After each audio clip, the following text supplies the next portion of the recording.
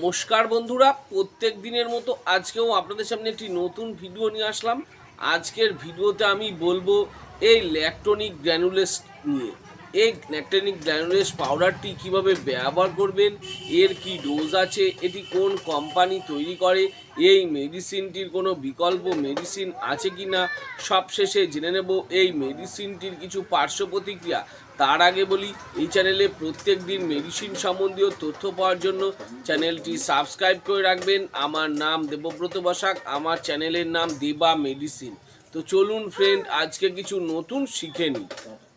So friend, যে মেডিসিনটা বলছিলাম সেটি হচ্ছে ল্যাকটোনিক গ্র্যানুলেস পাউডার। এটি 200 গ্রাম। এটি অ্যালেম্বিক ফার্মাসিউটিক্যাল লিমিটেড কোম্পানি তৈরি করে থাকে। এই মেডিসিনটির দাম করেছে 350 টাকা। মার্কেটে এরকম বিভিন্ন নামে বিভিন্ন কোম্পানির পাওয়া যায়। আমি দুই একটা মেডিসিনের নাম বলে দিচ্ছি এবং স্ক্রিনে দেখিয়ে দিচ্ছি, দেখে নেন। ফ্রিগো গ্র্যানুলেস বলে, ফ্রিবো রিল এক্সেল গ্র্যানুলেস, ক্যান্ডিলোস গ্র্যানুলেস, গ্রিন গ্র্যানুলেস, এরকম বিভিন্ন নামে বিভিন্ন কোম্পানির পাওয়া যায়, সব একই। তো ফ্রেন্ড, আজকে আমি এই ল্যাকটোনিক গ্র্যানুলেস নিয়ে বলছি।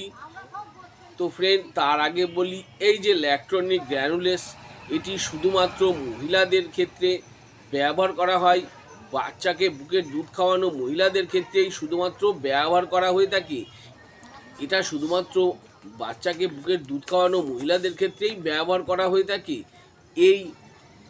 এটি মায়েদের বুকের যে দুধ উৎপাদন সেটাকে বাড়ানোর জন্য এই পাউডারটি ব্যবহার করা হয়ে থাকে।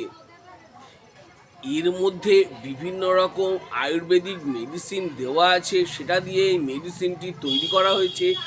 অ্যাসপারাগাস, রেস মেসাস, আইপেসিয়া, ডিজিটাটা, গ্লাইকোসেরাডোজো, গ্ল্যাব্রা ইত্যাদি দিয়ে এই মেডিসিনটি তৈরি করা হয়েছে।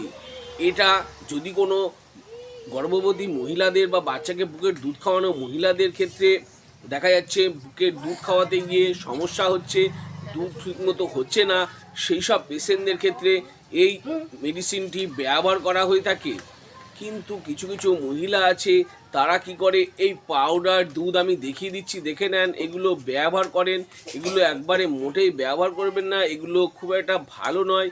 কিন্তু এটা ব্যবহার করার কারণে অনেক সময় দেখা যাচ্ছে যে ছোট বাচ্চা, সেই সব বাচ্চাদের ক্ষতি হয় এবং ভবিষ্যতে তাদের হার্টের সমস্যার সম্ভাবনা হয়।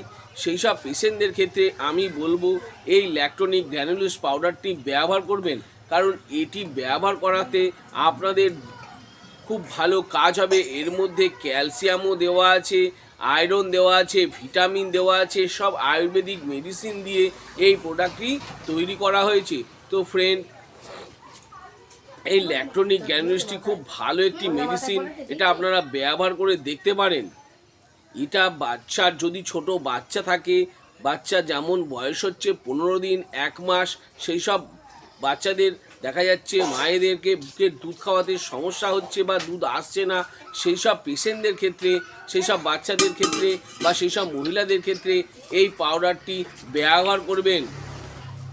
এই ল্যাকটোনিক গ্র্যানুলেস পাউডারটি খুব ভালো, এতে ক্ষতি খুব কম, এর পার্শ্ব প্রতিক্রিয়া নেই বললেই চলে। তো ফ্রেন্ড, আমি এই ল্যাকটোনিক গ্র্যানুলেস নিয়ে ভালো করে বুঝিয়ে দিলাম। এবার জেনে নেব এই মেডিসিনটির ডোজ বা খাবার নিয়ম। এই ল্যাকটোনিক পাউডারটি 2 চামচ করে দিনে 2 বার খাবার পর ডাক্তারবাবুরা প্রেসক্রাইব করে থাকেন। এই পাউডারটি শুধুমাত্র মহিলাদের ক্ষেত্রে যেহেতু ব্যবহার করা হয়ে থাকে, সেই জন্য 2 চামচ করে দিনে 2 বার খাবার পর ডাক্তারবাবুরা প্রেসক্রাইব করে থাকেন। এটি দিনে 2 বার 10 গ্রাম সকালে এবং 10 গ্রাম রাত্রে।